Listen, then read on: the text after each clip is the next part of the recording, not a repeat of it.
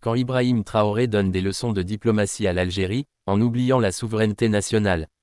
Le président burkinabé Ibrahim Traoré a cru bon, cette semaine, de commenter l'incident diplomatique entre l'Algérie et le Mali, en prenant fait et cause pour Bamako après l'abattage d'un drone malien qui a franchi l'espace aérien algérien.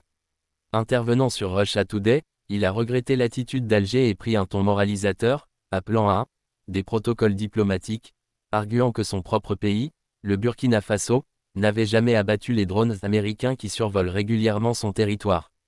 À l'écouter, on croirait presque que l'Algérie a commis une faute de goût, un impair diplomatique. Pourtant, ce que feint d'ignorer le capitaine Traoré, c'est qu'il ne s'agissait pas là d'un simple incident isolé, mais du troisième survol illégal d'un drone malien sur le territoire algérien, malgré les avertissements répétés d'Alger. Cette dernière incursion a été celle de trop.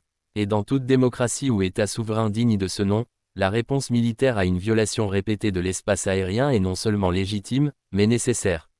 Le plus surprenant, voire choquant, dans les propos de Traoré, c'est sa tentative de banaliser l'intrusion, allant jusqu'à déclarer « Des drones américains survolent le Burkina Faso, mais nous ne les abattons pas, nous appliquons les protocoles diplomatiques. » Traduction, ouvrir son ciel aux puissances étrangères, c'est ça, le sommet de la diplomatie. Depuis quand le survol clandestin d'un pays par une armée étrangère est-il un modèle à suivre? En présentant cela comme une normalité, Traoré donne à l'humiliation une saveur de cordialité. Tenir tête à l'Algérie et servir le café aux Américains, est-ce cela la souveraineté version Ouagadougou? On pourrait presque en rire, si ce n'était pas aussi grave. En plus de sa condescendance déplacée envers l'Algérie, Ibrahim Traoré oublie l'essentiel, le respect de la souveraineté nationale est un pilier non négociable du droit international. L'Algérie, État stratège et intransigeant sur la question de ses frontières, a agi en cohérence avec ses engagements.